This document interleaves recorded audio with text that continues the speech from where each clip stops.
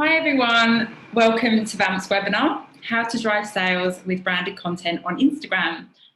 I'm Lauren, Vamp's Head of Content. And I'm Aaron Brooks, Vamp's co-founder. While we just wait for everyone to join us, if you can hear us, would you mind just raising your hand, just clicking that button so we can see that you're listening? Yes, we can see some raised hands, so you can hear us. Amazing, lots of raised hands. Great, that's a good start. Thank you. Okay, so while we just wait for a few more people, we'll just get the introductions out of the way. Yep, perfect. So just a quick introduction into Vamp and also why we're doing this webinar. So at Vamp, we are an influencer and content marketing platform. And of course, we are one of Instagram and Facebook's official marketing partners. We've actually been running quite a few of these branded content campaigns with our current customer base. And obviously, since it's a pretty new process, we've been working to kind of perfect that and obviously to get our clients the best return. So there's been a lot of valuable insights that we've learned, and we're obviously keen to share that with you all today. We think this tool is really valuable and there's a lot of untapped potential for brands like yourselves. Absolutely. So first things first, what actually is a branded content ad? So it's not branded content as in content about a brand. It's actually an Instagram tool. So I'm going to start by explaining exactly what this is and what the ads look like so we can all get up to speed. And then after that, we'll be discussing exactly how you can work these into your strategy, our top tips and some pitfalls to avoid. So if you have any questions as we go along, please do send them our way and we'll do our best to answer those at the end. So let's start by taking a look back so we can see how Instagram's branded content tool fits into the broader ecosystem. People come to Instagram first to connect with friends and family, and these connections are still all really important to our experience. But we're not just following our best mates, because Instagram has allowed people to get close to all of the people and things that they're interested in.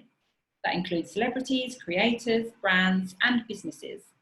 If it's anything like mine, your home feed will show content from your pals, colleagues, favourite businesses, brands you love, influencers you feel like you know, plus a lot of memes and a fair bit of shark content.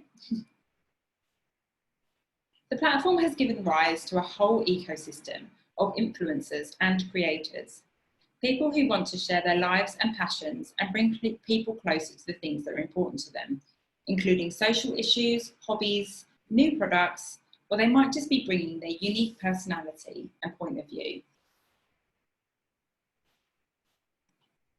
The thing is, Instagram users want to be inspired, and these creators are one of the key reasons users open the app.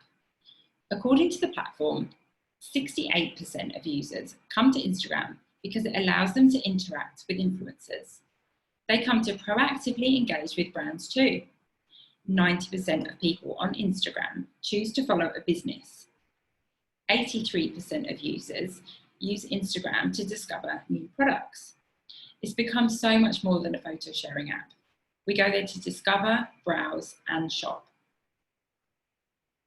Users are interested in what both brands and influencers have to say, and the two naturally intersect. Organically, as influencers began sharing their lives with their followers, they began telling them about the products they loved, and a natural opportunity started to develop for brands. Through collaborating with them, brands were offered a shortcut to meaningful connections with their customers, and influencers could offer brands relevancy through their expression of the brand. It was an equal value swap. And these collaborations do influence purchase decisions. In fact, 61% of 18 to 34-year-olds have at some point been swayed in their decision-making by digital influencers. In our own survey, Vamp found that 49% of marketers achieved increased brand engagement through influencer marketing. Increased sales, app downloads, and lead gen were also listed among those benefits. 80% of the marketers we spoke to said influencer-generated assets perform the same or better than brand-created assets. So influencer marketing is working, but brands want more. They want to know that they're reaching the right people. They want to test which pieces of content are engaging. And of course, they want to see return on investment and have the ability to test business results consistently.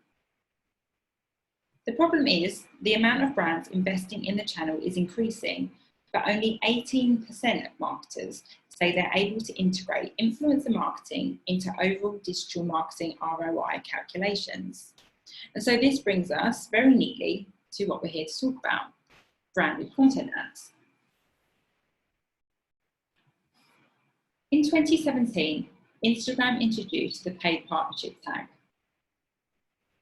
This was something influencers could add to the top of their Instagram post or story to let their followers know they were taking part in a paid collaboration with that brand. There are two aims here. Firstly, to bring greater transparency to sponsored content on Instagram, and secondly, to improve consistency. From the brand side, when an influencer used this tag, they were able to gain access to data around how that post was performing, so no more asking influencers for shots of their insights.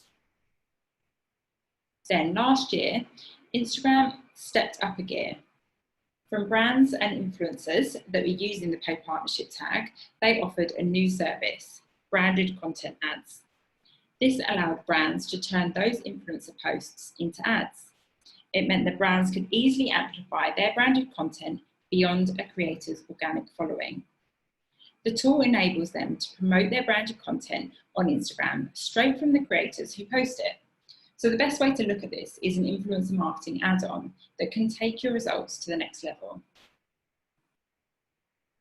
Okay, so let's have a look at how a branded content ad would look in comparison to a normal Instagram ad. Normal ads on the left and the branded content ad is on the right. As you can see, the brand ad says sponsored, and the profile picture is that of the brands. Meanwhile, the branded content ad still looks native. You can see the influencer's handle and profile picture, so you still get that experience that the creator is sharing something with you. Of course, it still says sponsored, and there's the paid partnership tag at the bottom there, which lets users know that this is in fact an ad that they're being targeted with. So there's that transparency element. So why would marketers invest in branded content? Well, there are 4 key reasons: reach, targeting, measurement, and a frictionless shopping experience. Let's look at reach first. Now, if a brand invests in branded content, they understandably want people to experience it. Branded content ads can scale a creator's post to reach creators' followers and then some. While influencer marketing relies on organic reach, branded content extends beyond that and gets your brand into the feeds of people who don't follow that particular influencer.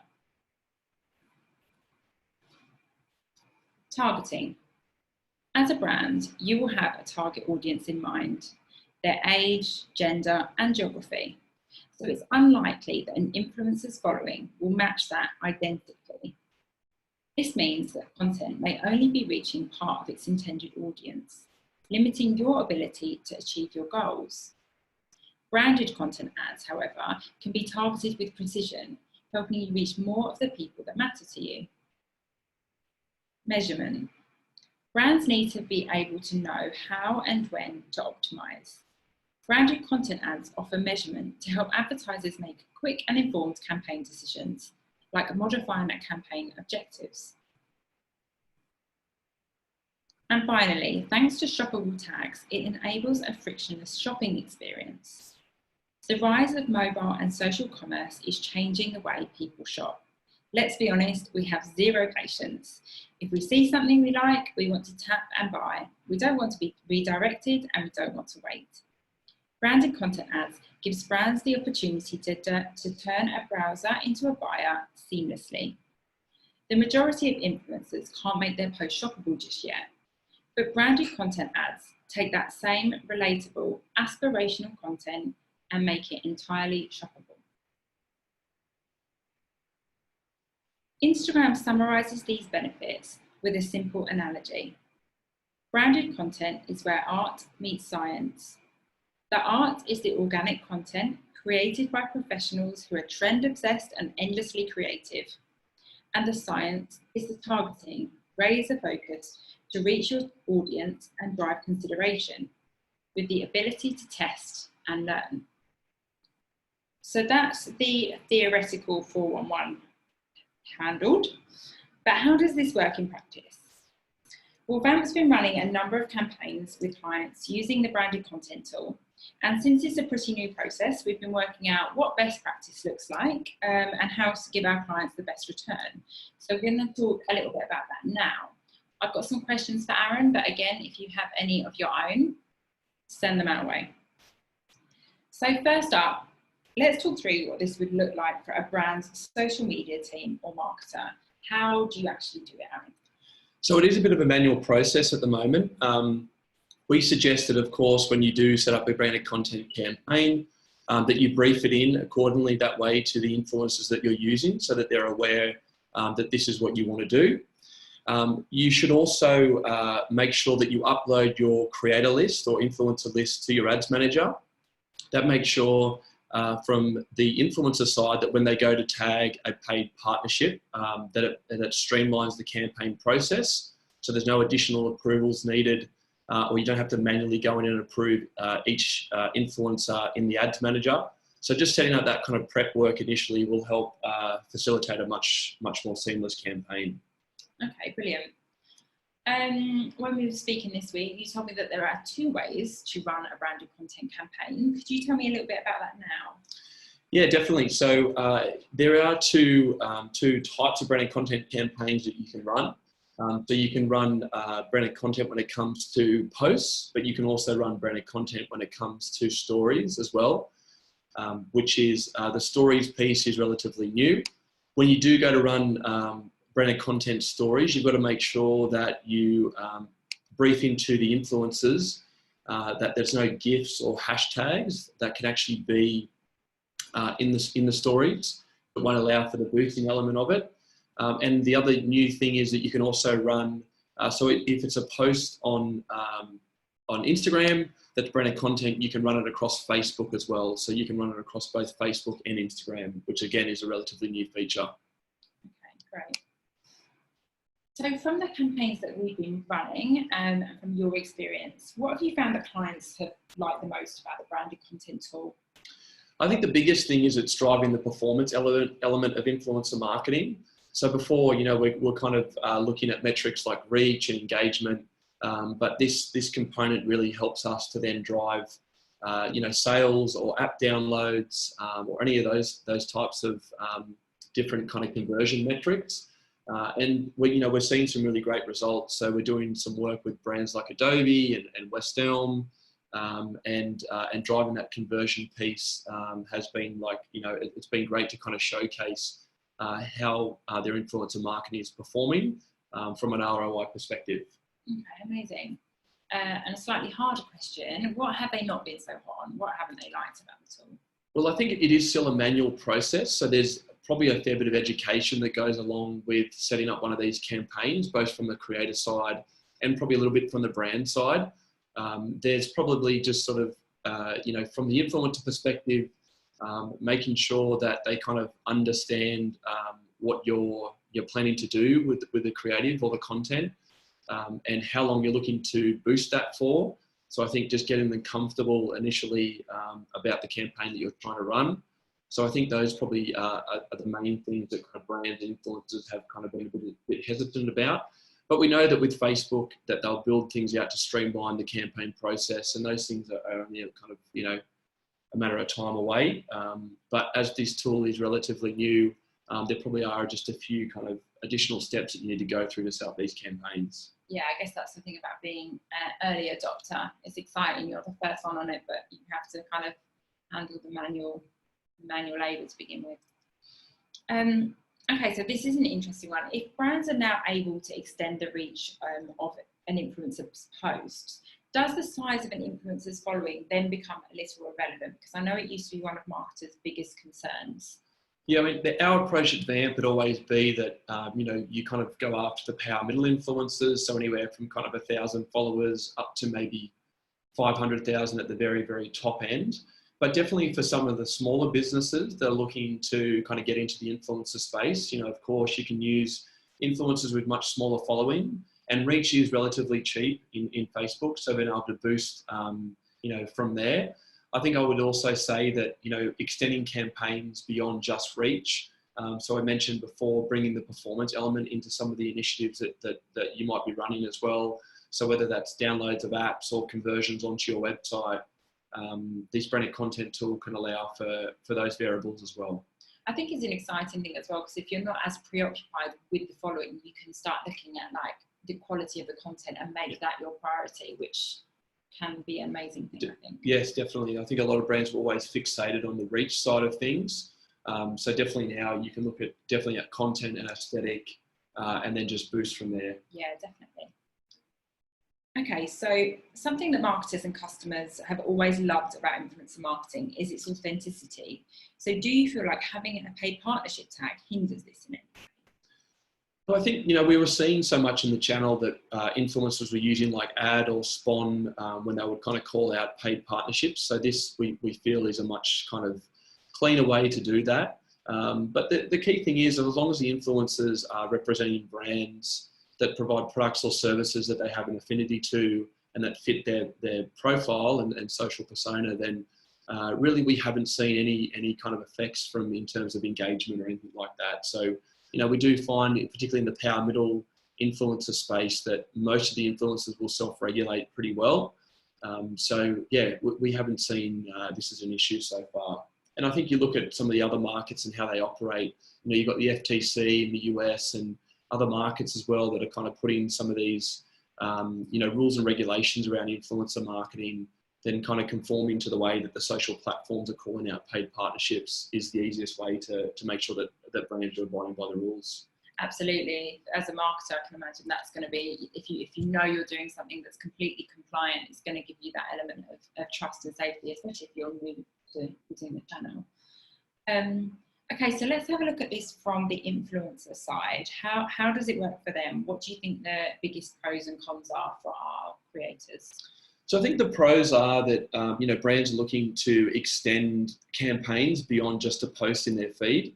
And I think that obviously, of course, brings new opportunities for creators. So I think that's one big pro.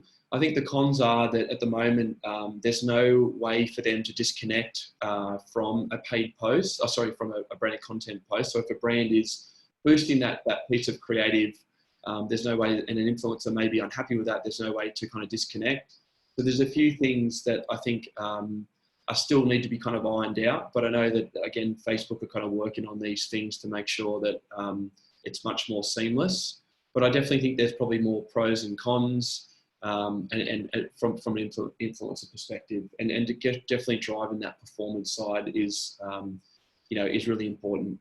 Yeah, totally, and proving how effective their content is a big plus. We've had a question through here that says, can I still send briefs to influencers if I'm gifting them the item? So I suppose it's about whether you're just gifting them the item and then letting them do what they want with it, or whether you should sort of supply quite a tight brief. Where do you sort of stand on that? Yeah, I think definitely if you're still just gifting product, you know, there's definitely still like a transfer in some kind of currency. So for sure that, you know, that should be accounted for. So I definitely think that's a reasonable request, and then calling that out as a paid partnership, and then allowing you to boost that post seemed reasonable. There may be, however, I would be aware that maybe they may ask for something additional if it's, you know, beyond a certain amount, or how long the boosting may go for. So, but those are all kind of variables that you can work out with the individual influencers. Okay, amazing. Well, if there aren't any other questions, we'll wrap that up. I hope that was helpful for you all as sort of like a beginner's lesson into branded content. Yeah, we definitely got some more testing frameworks and some more in-depth analysis that we're doing. So if anyone is interested in running branded content, then we can always talk about some of those testing frameworks and how we can support you on that. So definitely reach out to us directly, and we'd be happy to help. Yeah, thanks so much for watching, everyone. And yeah, we'll see you soon. Thanks, everybody. Bye.